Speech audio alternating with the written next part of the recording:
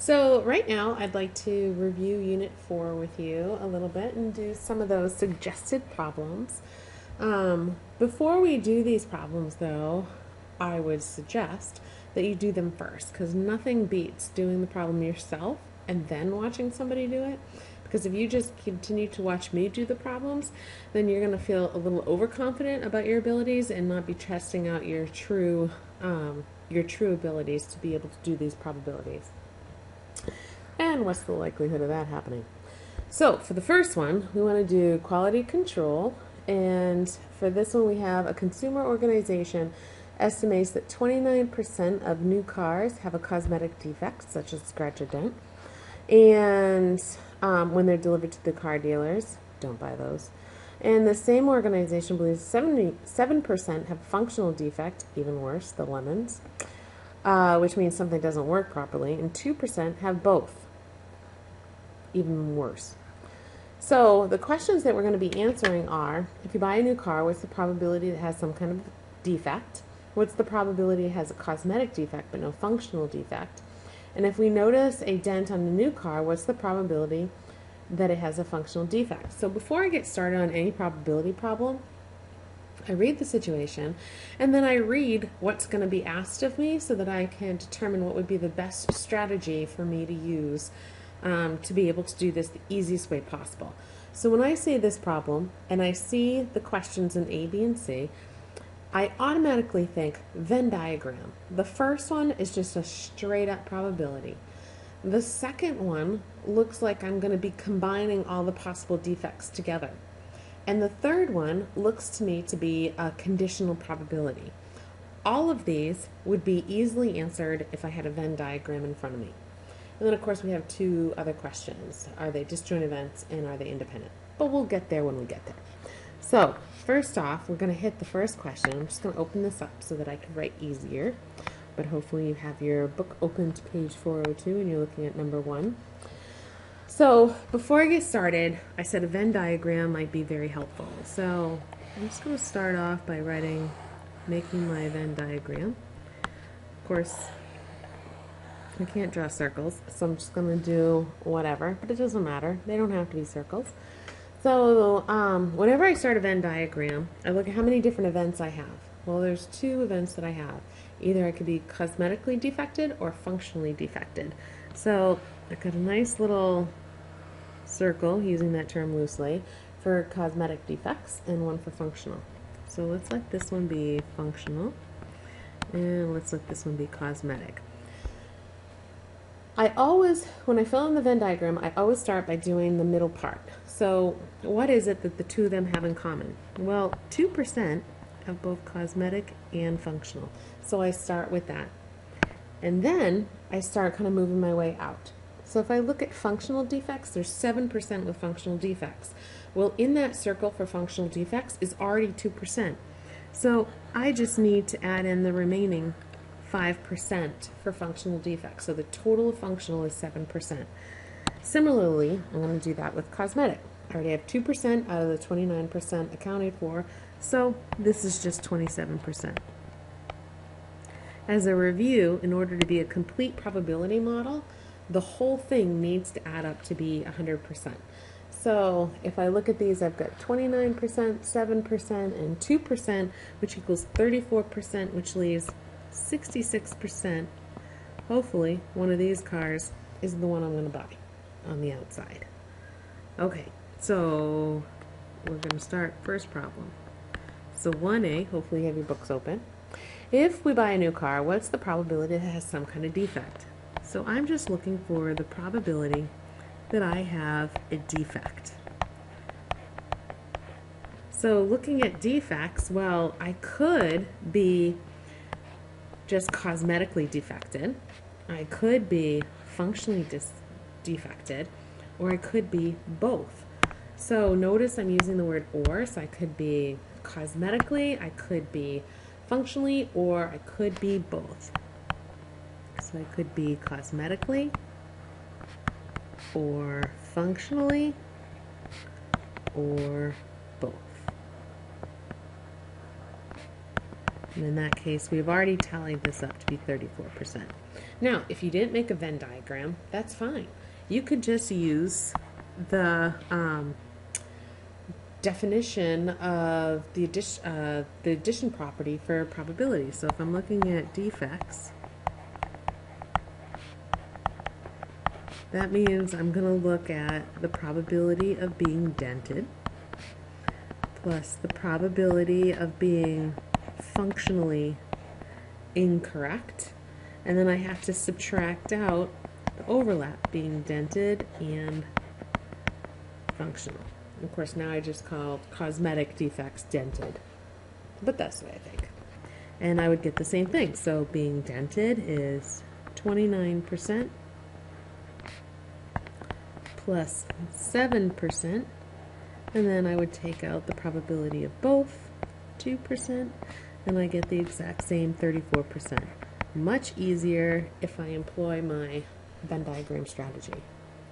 All right, let's look at the second one. So letter B says, what's the probability that has a cosmetic defect but no functional defect? So I want to know the probability that it's cosmetically defected only. So I kind of used the word dented before, but I'll go back to the C. So I'm going to say cosmetic only. So looking at the Venn diagram, that's easy because now I know that I'm just dealing with only cosmetic. So that would just be 27%. If I was going to use formulas, I would have to do probability of cosmetic minus probability of cosmetic and functional. So much easier looking at a Venn diagram. All right, let's look at C. So C says, if you notice a dent on a new car, so I'm just looking at those cars that have those dents, what's the probability that has a functional defect? So remember, the definition of probability is our success over the total that we're looking at. In this case, I just want to look at those that have dents. So I'm looking at a conditional probability. So I want to look at just those with cosmetic defects. Notice I'm using C again instead of D like I did before. So that's cosmetic. And I want to know the probability of having a functional defect given I know that it has a cosmetic one, which is the dent. So I'm just looking at those that are dented. So out of our total, 29% are dented. And out of those 29% that are dented, 2% have functional defects. Of course, since I use percents, that's an English term. I need to turn it into something that's mathy. So I'm going to turn those both into decimals. So I got 0.02 divided by 0.29. I would, of course, call up my calculator and do that on my calculator, and I get 0.069, just rounding it. In other words, 6.9%. Okay? All right, for letter D. Letter D is asking us, do you think are the two kinds of defects disjoint events? So here I'm looking at, are the two kinds of defects disjoint events? And then they want us to explain. So remember, anytime they ask us to explain, that means that we need to make sure that it's in context. Okay? All right, so are they disjoint? So in other words, are they not jointed together? Well, if we look at the Venn diagram, we notice that our two circles are indeed jointed together. Okay? They have this middle piece in common here, so they are jointed. So we're going to say no.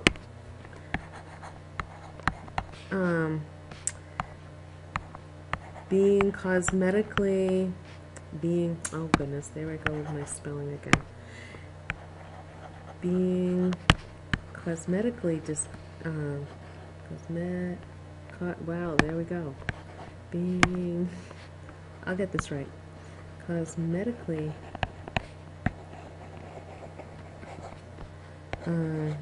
defected and functionally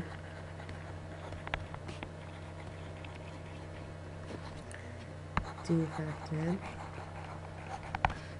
are not, and I'll just underline that just to make sure that the reader sees it, are not disjointed.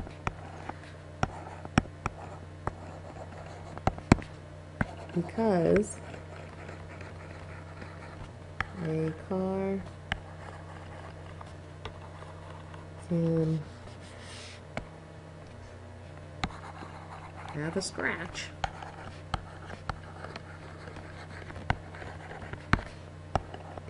and not function properly at the same time.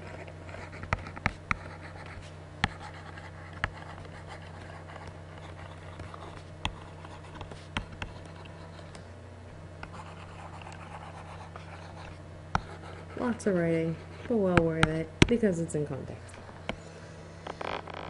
Alright, so this next one I think is a little oddly worded because it says, do you think? Well, though I care what you think, in statistics, we need to make sure that our thoughts are backed up by our stats. So here it really should say, do you think, given the statistics, that the two kinds of defects are independent events? Because we need to both prove everything that we're saying. So remember the other day that I said in English you always use DIRT, direct reference to text. In statistics we use DERS, direct reference to statistics. We always need to talk about how the statistics are giving us our thoughts. So if I'm proving something's independent, then I need to show this in either one of two ways. Okay? The first way I always think is usually the easiest. So I'm looking at the probability of having a cosmetic defect and a functional defect at the same time. Does that equal probability of being cosmetically defected times probability of being functionally defected? So that's the one I generally think is the easiest. The other one, which I usually don't use, but in this case, this one actually happens to be the easiest, is I can look at what's the probability of being, and I'm going to kind of switch this around only because of what we did in letter C. The probability of being functionally defected given cosmetically, so my unconditional probability is, or my conditional probability is equal to my unconditional probability. Now I think this one's easier because we've already calculated up here what the conditional probability is. So if those two are equal, like if it doesn't matter if I'm cosmetically defected or not, if the percent of functionally defected is the same, then I'm independent. So in our case, we found that this was 6.9%. Going back to our original information, we found that the probability of being functionally defected is 7%. These two numbers are essentially the same. So in our case, we would say, yeah, these are independent.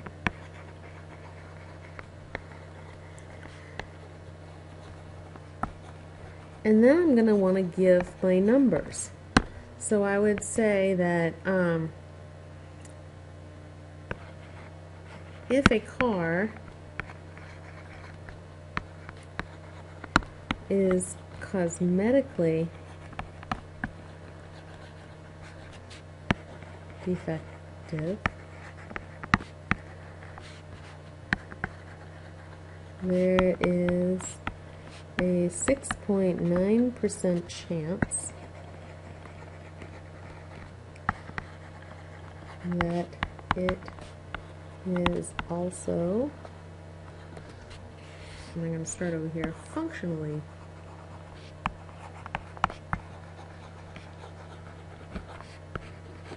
defective.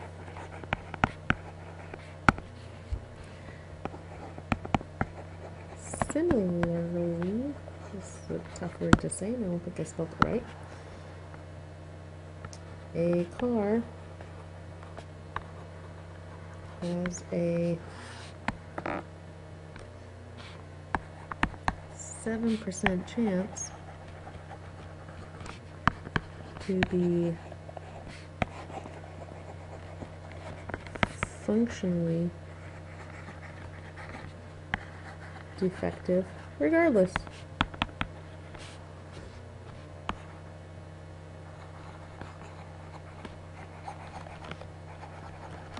So notice my answers are always in context. I'm talking about the problem.